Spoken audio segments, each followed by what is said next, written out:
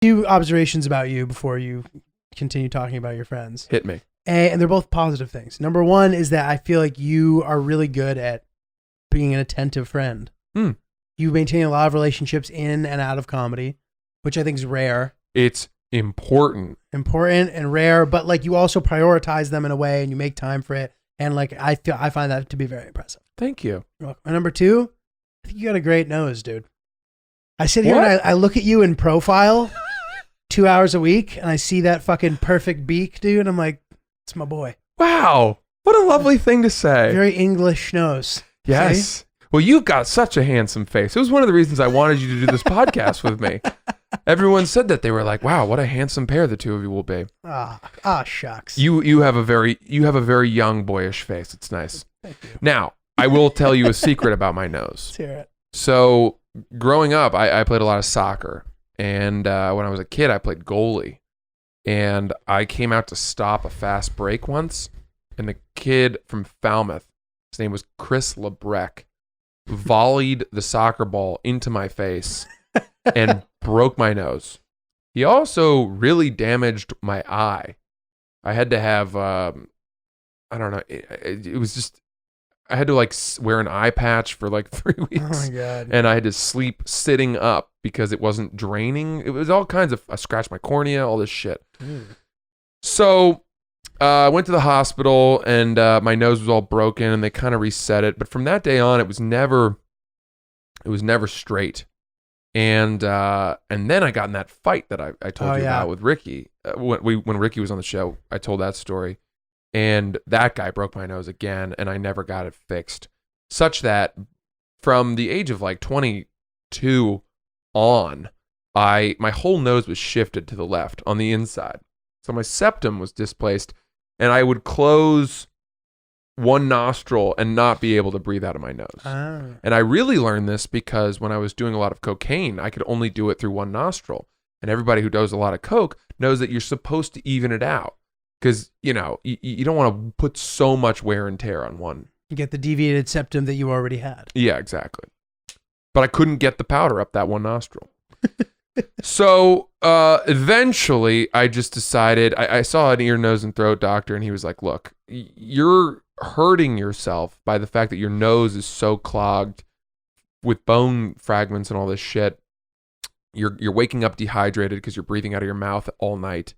It's not good for you on a health perspective. You should get it fixed. And I said, okay.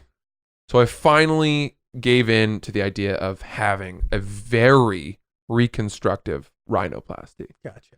And this was in 2015 at the very end of the year.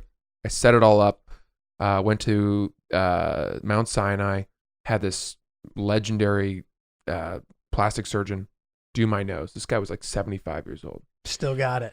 Dude, I went in. And I had the surgery, and I woke up. Apparently, the surgery took like 8 hours, and it was only supposed to take 2. Oh, shit. But when they went in, they found that the nose was so fucked up and destroyed on the inside that they had a lot more work to do. So they basically excavated my nose. I come out of surgery, I'm so whacked out. And I remember the anesthesiologist, I was thinking about this. They were wheeling me out of the surgery theater.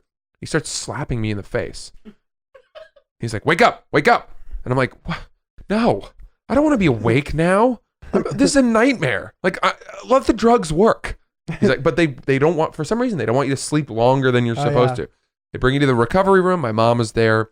And they were like, okay, you guys are free to go now. And I was like, no, I feel horrible. I feel like I'm going to throw up. If I get into a car to go all the way back downtown, I'm going to throw up. They're like, okay, you can hang here for a little bit. And so we hung out, all this stuff. We stayed for like 4 more hours. And the whole time I just felt horrible. Finally, they were like, you guys have to go. So we get into an Uber and I'm just I'm clinging on to life. The whole Uber ride home. It's like 45 minutes along the West Side Highway. We went to my sister's apartment where we were staying. We got out of the Uber. I walked in, went up the elevator, walked straight into the bathroom, grabbed a tin trash can and brought it to my mouth and vomited so fast and so violently that I actually brought the trash can to my face too quickly and smashed myself in the nose that I had just had operated on for 8 hours. God.